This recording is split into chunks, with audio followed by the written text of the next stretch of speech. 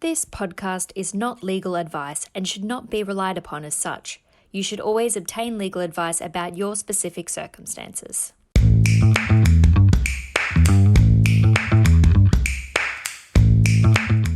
Hello and welcome to the second episode in the next season of our Smarter Lawcast series concerning succession planning for blended families. My name is Juliet O'Brien and I'm a Senior Associate in Hall & Wilcox Private Client Practice here based in Melbourne.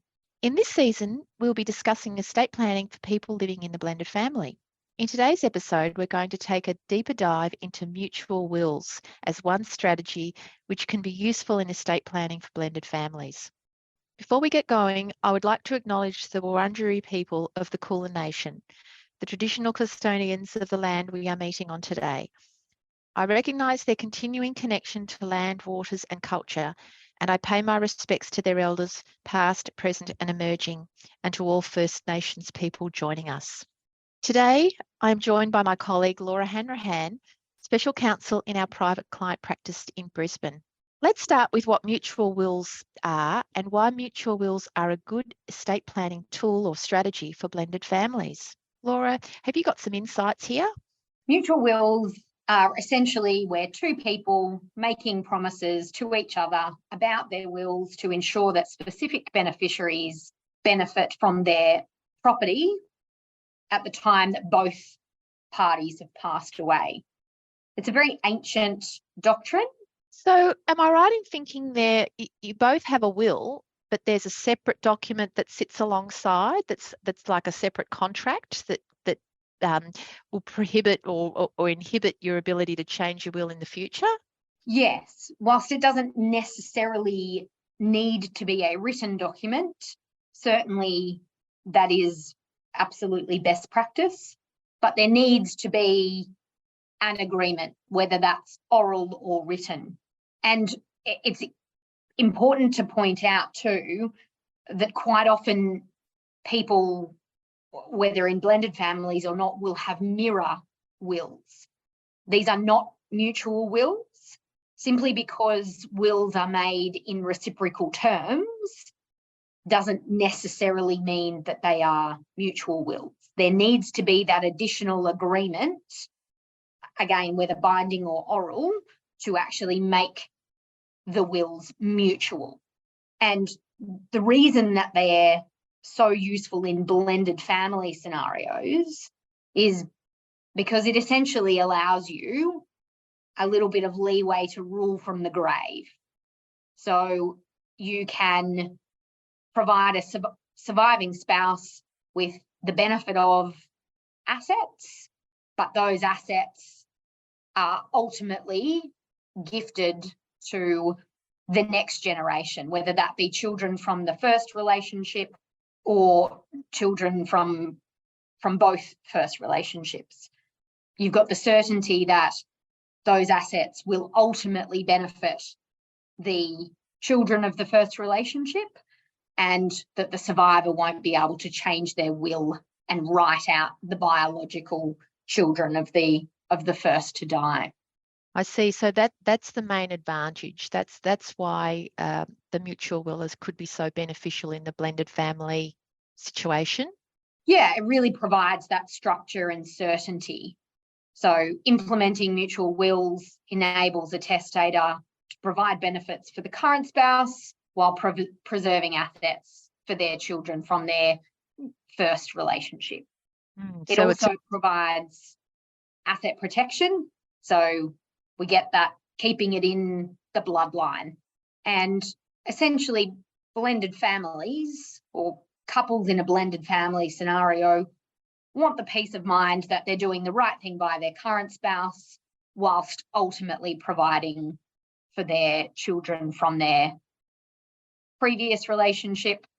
And lastly, I think given the agreement nature of the mutual wills, there's a bit of transparency so that family members understand what the agreement is. But I know they're not for everybody, are they? There are some disadvantages with using them. So what do you see as the main disadvantages? As with everything, you can have a well-drafted mutual will agreement, and you can have a mutual will agreement that, you know, an oral agreement, and that, you know, is a bit, everybody's in the dark, and we have to have a big court case to work out what the terms of that oral agreement are. So it's really important that whilst there are some circumstances where mutual wills are really great and really appropriate, if they're not well implemented, then you're always going to have problems. Yeah. So, and it's just the complexities around making a very clear agreement what those assets are that are to be protected for the ultimate beneficiaries. Yeah, and I know in your recent experience, you were involved in the recent case in Queensland of Forster and Forster, where some of those ambiguities or the problems with the drafting really came to the fore. So would you share that with us? Forster and Forster was an interesting case because the first application that was run was a family provision application.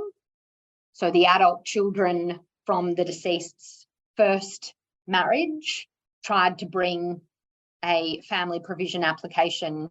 And it's interesting to note that a mutual will doesn't prevent that.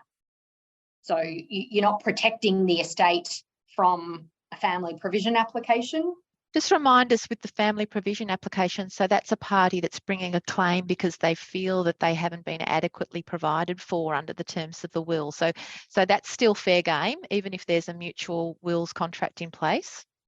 Absolutely. So mutual will in the typical scenario means that the couple each have wills that say everything goes to the survivor, and then on the survivor's death, then the assets are divided. In the Forster and Forster case, the husband had 3 children from his first marriage, and the wife had 2 children from her first marriage. So their mutual will was that everything went to the survivor of husband and wife, and on the death of both of them, everything was to be divided 5 ways between all 5 children.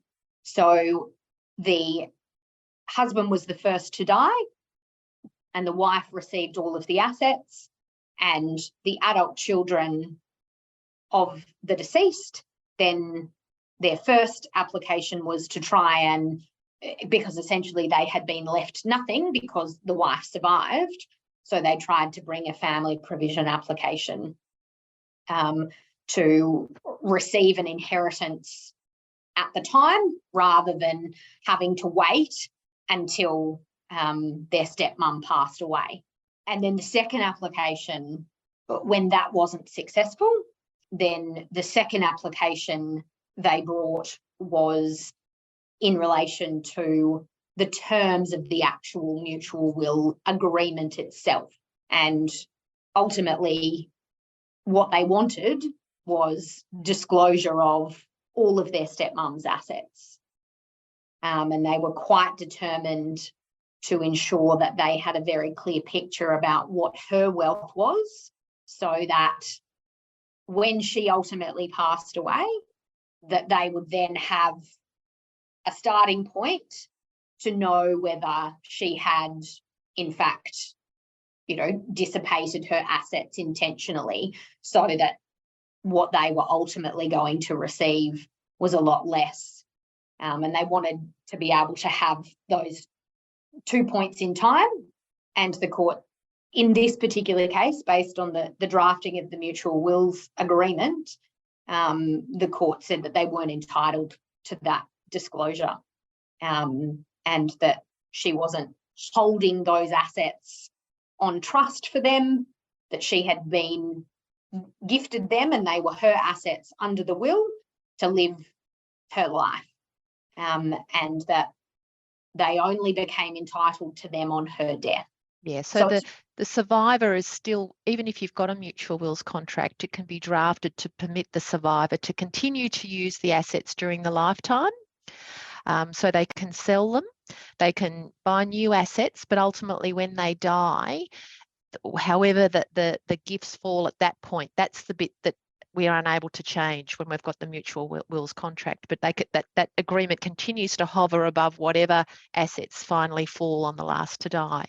Yes. It certainly is quite a complicated area of law, and it really is very relevant for blended families. And we're often asked about them, and very happy to advise on them if we're asked to do so.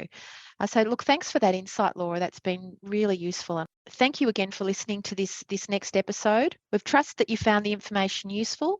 And if you'd like some more information, you can, of course, contact us directly.